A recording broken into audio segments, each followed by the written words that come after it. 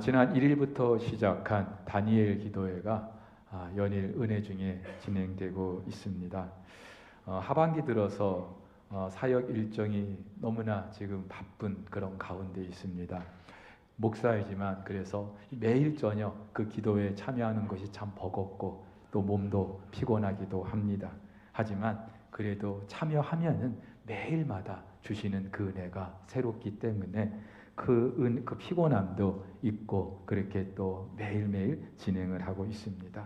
하나님은 참으로 다양한 분들을 통해서 다양한 사람들에게 복음이 증거되게 하시고 또 그들을 통하여 아름다운 열매가 있게 하시는 것을 간접적으로나마 또 경험하게 하고 계십니다.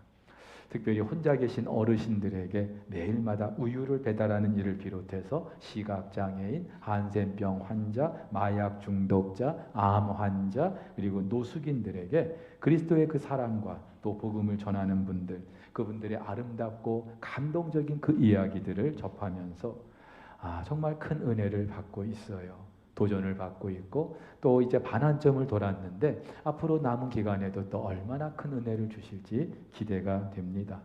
자, 그러면서 깨닫게 하시는 것이 하나 있어요. 복음에는 그 어떤 차별도 없다는 사실입니다. 사도행전은요, 만천하에 다니며 복음을 전파하라고 하신 그 예수님의 말씀대로 복음이 시작된 그 예루살렘과 또 그 복음으로 말미암아 세워진 교회가 어떻게 확산하고 있는지를 우리에게 말해주고 있습니다. 처음 시작은 본토 예루살렘에서 시작을 했어요. 그런데 그 유대인들이 상종조차 하지 않았던 사마리아 땅까지 복음이 증거되고 그리고 이제는 땅 끝까지 이르게 하시려고 하나님은 준비된 사울을 회심하게 하시고 또 그를 통하여 일하실 그런 계획을 갖고 계신 것을 우리가 다루게 되었습니다. 근데 오늘 본문을 통해서 우리는 그 과정에서 이미 유대의 여러 지역에까지 복음이 전해졌다는 사실을 알 수 있어요. 지난 8장에서 사마리아를 방문했던 베드로가 이제 사방으로 두루 다니는 가운데 이번에는 루다와 욥바라는 지역까지 가게 됩니다. 지도에서 보시는 것처럼 이 두 곳은요, 요단강 서편에 있고 그리고 지중해 해안가에 있는 그런 곳들입니다. 특별히 욥바는 당시 그 수리아의 통치를 받고 있는 곳이었어요. 그런데 이곳에도 성도들이 있었고 제자들이 있었다. 이미 복음이 이들에게 들어갔다는 것이죠.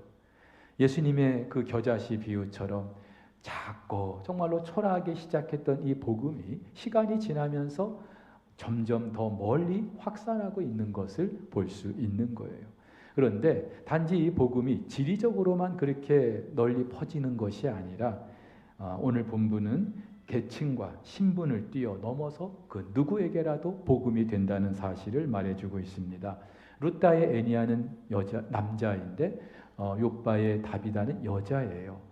애니아는 8년 동안 중풍병을 앓고 있었고 다비다는 심지어 죽어서 장례를 치르려고 하는 가운데 있습니다.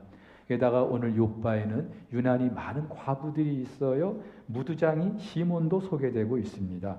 유대 율법에 따르면은요, 죽어서 시체가 된 사람 그리고 무두장이 같은 사람 가까이 할 수 없는 그런 부류의 사람이었어요. 과부도 당시 사회에서 너무나 소외된 그런 계층에 속했던 이들입니다.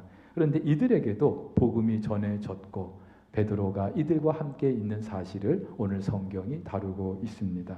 무엇을 말해줍니까? 복음에는 그 어떤 차별도 없다는 사실을 알 수 있고요. 그 이유는 하나님이 그 누구도 차별하지 않다는 사실을 우리가 알기 때문입니다. 그래서 실제로 바울은 이렇게 말합니다. 곧 예수 그리스도를 믿음으로 말미암아 모든 믿는 자에게 미치는 하나님의 의니 차별이 없느니라. 또 골로새서도 이렇게 말해요. 헬라인이나 유대인이나 민족의 그 장벽이 없다는 거예요. 할레파나 무할레파나 그 어떤 종교적인 장벽도 없다는 겁니다.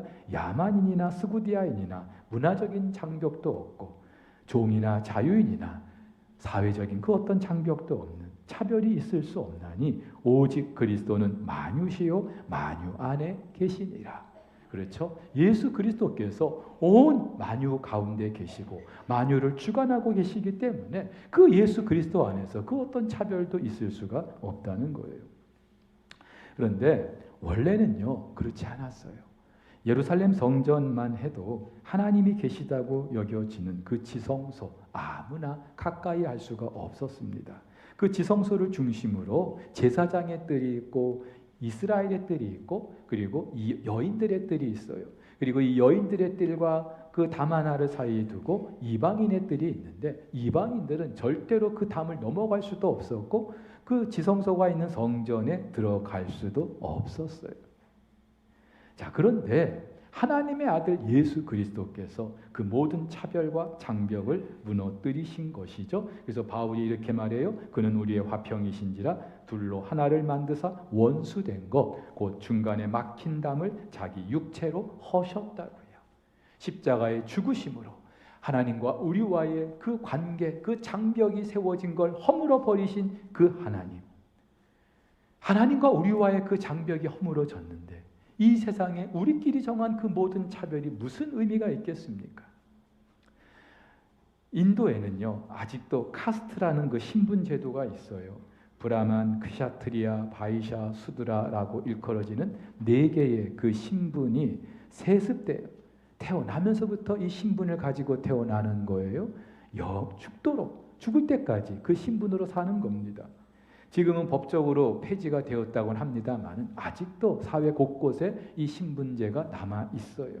그런데 이 4개의 그 계층에도 속하지 못하는 최하층의 사람들이 있어요. 달리트라고 불리는 일명 불가촉 그 천민, 가까이 할 수 없는 천민이라는 거예요.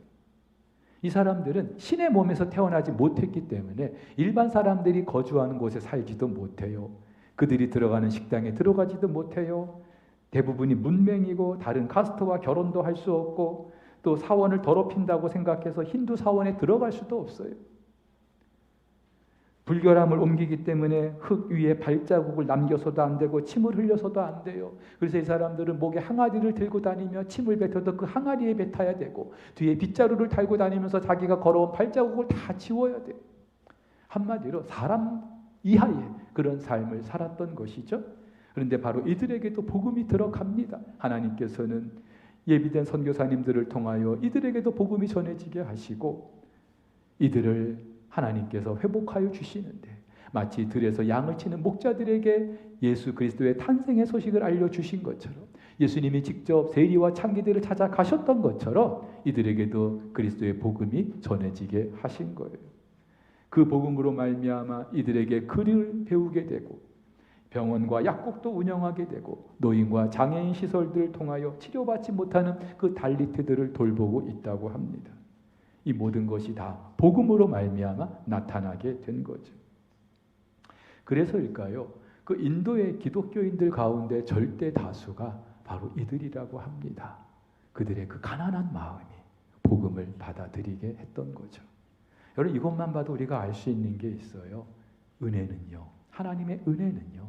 철저히 낮은 곳으로 흐르게 돼 있습니다. 심령이 가난한 자들에게 하나님 나라를 보여주시고 그 하나님 나라가 자기의 것이 되게 해주시는 거예요. 자, 그런데 여러분 복음은요 이렇듯 모든 장벽만 허물었던 것이 아니죠. 복음이 임하는 그곳에 생명과 회복의 역사도 나타나게 됩니다. 베드로가 루다에 내려갔을 때 8년 동안 중풍으로 침상에 누워만 있었던 사람을 보게 됩니다. 직업이 의사였던 누가는요, 이 사람의 상태가 어떠한지 아주 상세하게 말해주고 있어요. 한마디로 8년 동안 침상에 누워만 있었던 정말로 꼼짝도 할 수 없었던 그런 중병에 걸린 사람이라는 말이죠. 근데 이 사람이 베드로의 말을 듣고 그 자리에서 일어나는 거예요. 있을 수 없는 일이죠. 8년 동안 침상에 누워만 있던 사람이 한 번도 걸어보지도 못했던 사람이 베드로가 일어나라고 하는 그 말에 벌떡 일어나게 된 거예요. 자, 이뿐이 아니죠. 당시 루다와 멀지 않은 욥바라는 곳에 다비다라는 여제자가 살고 있었어요. 근데 병들어 죽었다고 합니다. 그래서 사람들은 장례 절차에 따라서 시체를 씻고 타락에 누여서 이제 염을 하기 위한 그런 상황인데 이때 욥바의 제자들이 베드로가 루다에 있는 소식을 듣고 급히 사람을 보내는 거예요. 베드로 이곳에 빨리 와 주십시오 하고 말이죠. 여러분 이 욥바의 제자들이 왜 베드로를 청했던 걸까요? 다비다가 죽었어요.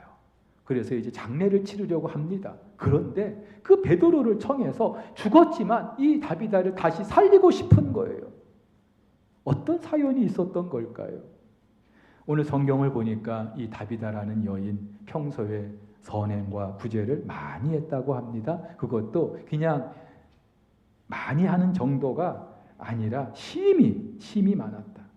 특별히 오늘 이 다비다의 죽음에 유난히 과부들이 많이 등장하고 있습니다.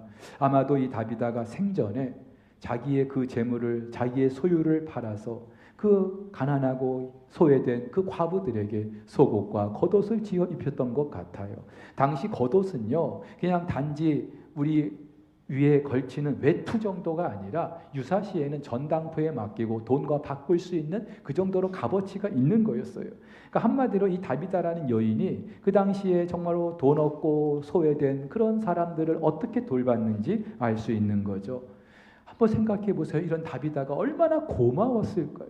천사처럼 여겨지지 않았을까요? 근데 그런 다비다가 죽은 거예요.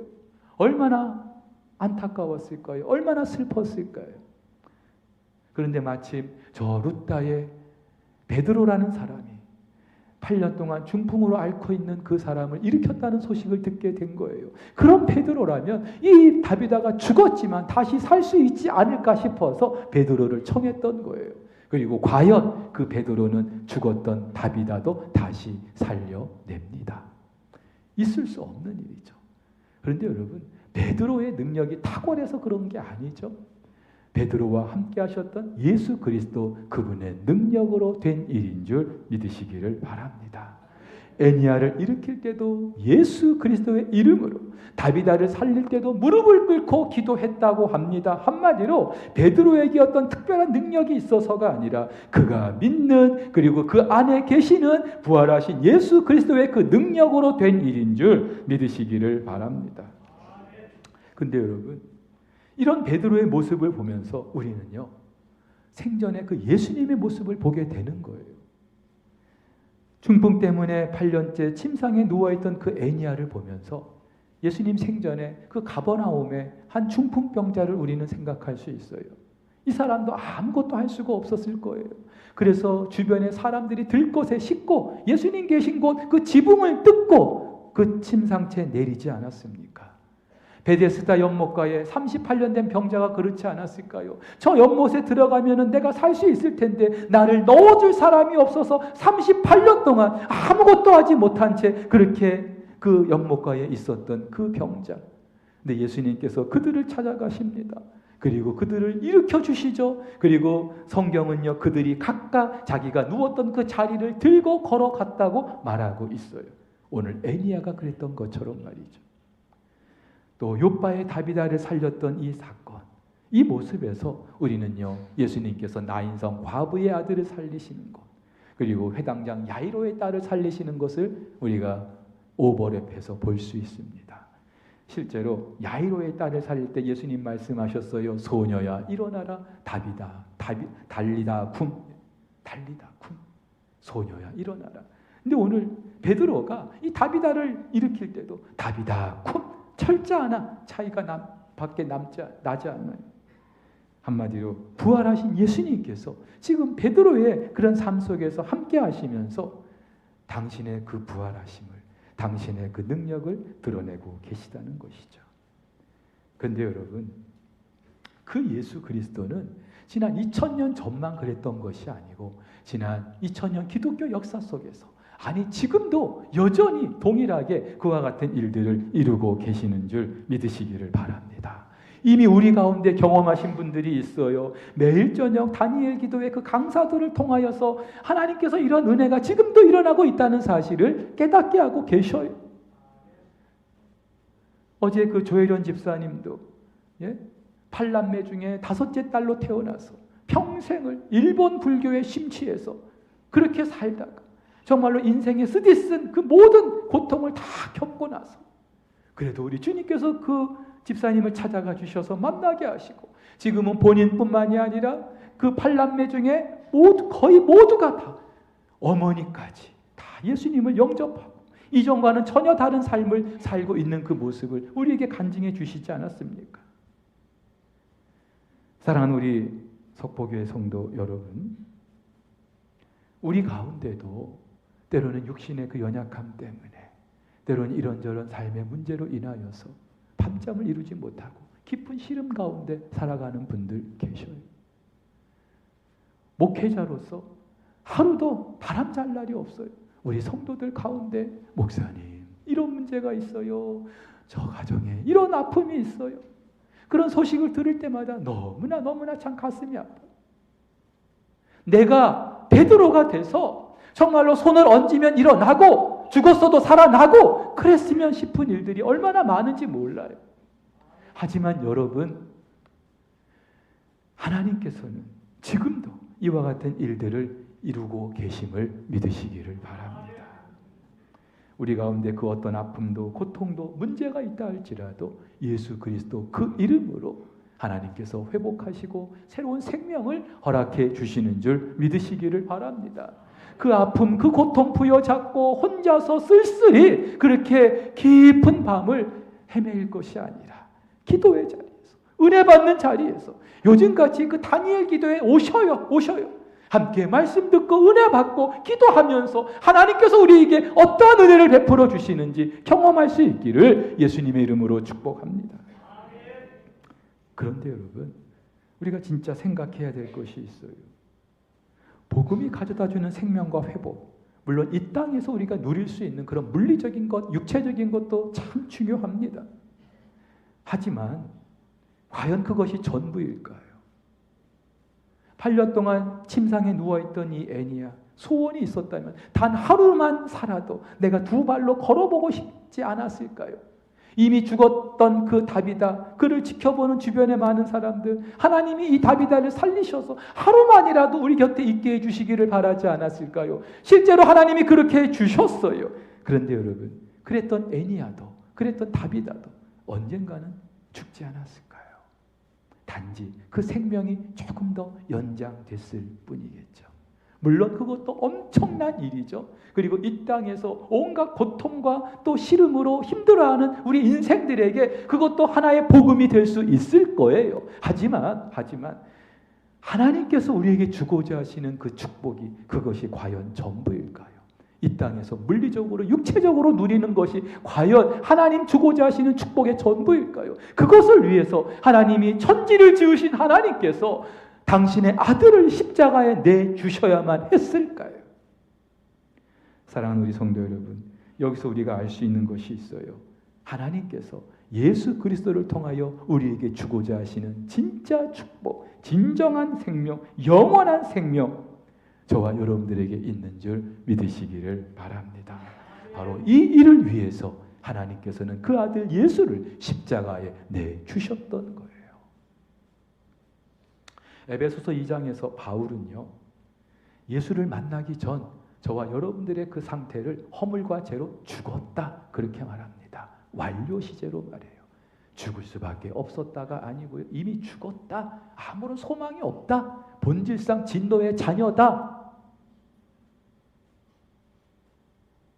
마치 에스골 골짜기의 그 마른 뼈와도 같고요, 죽은 지 나흘이나 지나서 냄새가 풀풀 풍기는 나사로와 같습니다. 그 어떤 소망이 없어요. 절망이에요. 저와 여러분들의 상태가 그랬다는 거예요. 그런데 반전이 일어납니다. 그렇게 허물과 죄로 죽었던 우리를 하나님이 살리십니다. 사탄의 종로로 타던 우리를 하나님이 일으키십니다. 그리고 하나님과 원수였던 우리를 하나님 보좌에 앉히십니다. 앞으로 그렇게 하실 것이 아니라 이미 그렇게 하셨다고 이것 또한 과거 시제로 말하고 있어요. 저와 여러분이 누린 구원이 바로 이와 같은 줄 믿으시기를 바랍니다. 여러분, 도대체 그럼 어떤 일이 있었기 때문에 허물과 죄로 죽었던 아무런 소망이 없었던 우리가 이런 은혜를 누리게 되었던 걸까요? 그렇죠. 예수 그리스도께서 십자가에 죽고 부활하심으로 말미암아 그와 함께 우리도 죽었고 우리의 모든 죄값이 사해졌고 그와 함께 우리가 다시 살아나게 되었고 그와 함께 우리도 다시 하늘 보좌에 있게 된 줄 믿으시기를 바랍니다.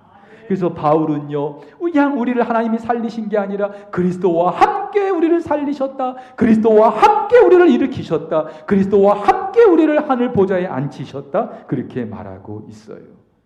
이것이 바로 예수 그리스도로 말미암아 우리가 누리게 되는 구원의 정말로 본질인 줄 믿습니다. 물론 우리가 손으로 지금 만질 수 없는 것 같고 육체를 가지고 살아가는 이 세상에서 전혀 뜬구름 잡는 이야기처럼 들릴 수 있어요.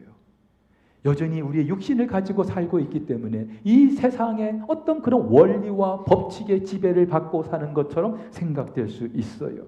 하지만 여러분, 저와 여러분들은 이미 2000년 전 예수 그리스도께서 십자가에 죽으실 때 우리도 죽었고, 하나님께서 그를 살리실 때 우리도 살리셨고, 그를 하늘 보좌에 앉히실 때 우리도 그와 함께 앉게 된 줄 믿으시기를 바랍니다. 그래서 바울이 뭐라고 말합니까? 내가 그리스도와 함께 십자가에 못 박혔다고요. 예수님 혼자 십자가에 못 박힌 게 아니라 그를 믿는 모든 자들도 함께 십자가에 못 박혔다고요. 우리의 모든 죄값이 사해졌다고요. 그리고 그 예수 그리스도로 말미암아 우리가 새로운 생명을 얻게 된 줄 믿으시기를 바랍니다.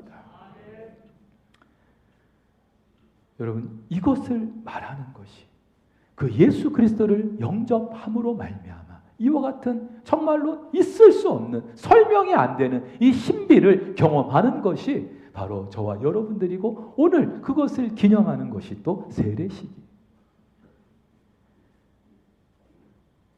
자, 그렇다면 여러분, 2000년 전 십자가에 죽으시고 부활하시고 그리고 우리와 함께 하늘 보좌에 앉게 되신 그 예수 그리스도, 그분이 지금 저와 여러분들의 삶 속에서 어떻게 나타날 수 있겠습니까? 어떻게 사람들이 나를 보고서 그 예수님을 우리가 만나게 할 수 있을까요? 그렇게 애니야를 일으키고 죽었던 다비다도 살린 베드로, 거의 신처럼 그렇게 떠받들여지지 않았을까요? 생각해 보세요. 8년 동안 일어나지 못했던 병자가 일어났어요. 아니, 죽었던 다비다가 다시 살아났어요. 이런 일이 여러분 정말 기적 같은 일이 있었어요. 그럼 베드로는요 거의 그리고 이 다비다는 부자였던 것 같습니다. 죽었다가 살아난 이 다비다, 자기를 살린 그 베드로를 지극정성으로 섬기지 않았을까요? 근데 오늘 성경 마지막 절을 보니까 이 베드로가 그 욥바에, 동일하게 그 욥바에 있었는데 여러 날 있었는데 어디 있었다고요? 무두장이 시몬의 집에 있었다고요. 여기서 말하는 여러 날은 그냥 며칠 정도가 아니라 꽤 오랜 시간 있었던 것 같아요. 그런데 다비다의 집에 있으면 편하게 있었을 거 아니에요. 이런저런 대접받으면서 그렇게 있지 않았을까요? 그런데 무두장이 시몬의 집에 있었다고요. 이전 성경은 피장이라고 말합니다. 한마디로 짐승의 가죽을 다루는 그런 사람이에요. 요즘 말로 하면은 피업, 제조업체, 업자라고 말할 수 있겠죠? 요즘 같으면 꽤 인기 있는 직업일 거예요. 명품 가방 만들고 말이죠. 그런데 당시만 해도 이 무두장이는요 부정한 사람으로 취급이 되었어요. 어쩌면 인도의 불가촉 천민과도 같은 그런 신분의 사람이었어요. 그런데 베드로가요, 병자를 일으키고 죽은 자를 살렸던 그 베드로가요, 이 무두장이의 집에 여러 날 있었다는 거예요. 뭔가를 암시해주고 있습니다. 다시 말해서 예수 그리스도의 복음이 장차 어떻게 확산할 것인지, 이 복음으로 말미암아 어떤 일들이 있게 될 것인지 그것을 말해주는 소설의 복선과도 같은 그런 구절입니다. 한마디로 베드로는요 부활하신 예수님, 그 예수님의 능력과 그 은혜를 힘입어서 병자를 일으켰고 죽었던 자도 살렸어요. 근데 이것으로만 끝난다면 저나 여러분 같은 사람들은요 한없이 정말로 절망밖에 할 것이 없죠. 아니, 내가 손을 얹으면 사람들이 일어나고 죽었던 자도 살아나면 얼마나 좋겠어요. 그런데 하나님께서 그와 같은 일을 베드로의 삶을 통하여 나타내 보이신 것은 부활하신 예수님께서 동일하게 오늘도 당신의 사람들과 함께하고 계시다라고 하는 것을 증거하기 위함이었어요. 그리고 실제로 베드로는요, 그 부활하신 예수님께서 생전에 장기와 세리들의 집을 찾으셨던 것처럼 무두장이의 집에서 여러 날 있었던 것을 통하여 그 예수님께서 어떠한 분이셨는지를 나타내 보이고 있다는 것이죠. 저와 여러분들이 베드로처럼 병자를 일으키거나 죽은 자를 다시 살리거나 그렇게 하지는 못해도, 그러나 저나 여러분들이 오늘 무두장이의 집에 있었던 베드로처럼 그렇게 예수님의 모습을 주변 사람들에게 보여줄 수 있잖아요. 근데 사실 이것도요, 뭔가 내가 대단한 결심을 해야만이, 또 내가 어떤 대단한 능력이 있어야만이 가능할 것처럼 생각하지만 그렇지 않아요. 여러분 잘 아시는 송명희 씨, 나면서부터 뇌성마비 환자였어요. 태어나면서부터. 하지만 아무것도 해줄 수가 없었던 그의 부모님들, 그렇게 이 송명희 씨가 자라는 걸 지켜볼 수밖에 없었고, 자기가 조금씩 자라면서 자기 모습이 다르다고 하는 것 때문에 얼마나 실망했을까요? 세상이 너무 싫지 않았을까요? 하나님과 부모님이 원망스럽지 않았을까요? 그렇게 죽었으면 좋겠다고 생각하지 않았을까요? 그런데 보세요. 하나님께서는 그런 송명희 씨를 만나 주셔요. 그리고 이전과는 전혀 다른 삶을 살게 해주십니다.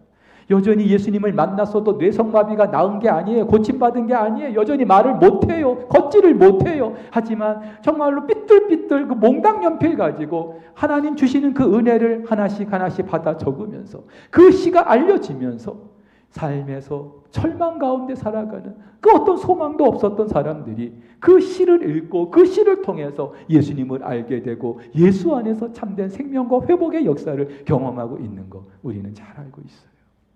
그렇다면 오늘 내가 할 수 있는 것이 정말로 없는 것 같아도, 내가 특별한 곳을 찾아가서 특별한 일을 해서가 아니라 지금까지 해왔던 그런 일들을 똑같이 반복한다 할지라도 이제부터는요, 사람들이 그런 모습 속에서 예수님을 볼 수 있게 해주면 되는 줄 믿습니다. 나의 모습에서 예수님의 그 이름이 드러날 수 있도록. 이것이 바로 부활하신 예수님을 만난 사람들, 그리고 삶 속에서 작은 예수로 살아가게 되는 사람들의 삶의 모습인 줄로 믿습니다. 오늘 특별히 이 세례식을 통하여서 예수 그리스도를 만나고 그 예수 그리스도로 말미암아 전혀 다른 삶을 경험하게 되는 우리 모든 분들도 삶 속에서 예수님의 그 사랑과 그 능력으로 이와 같은 예수님의 모습을 보여줄 수 있게 되기를 예수님의 이름으로 축복합니다.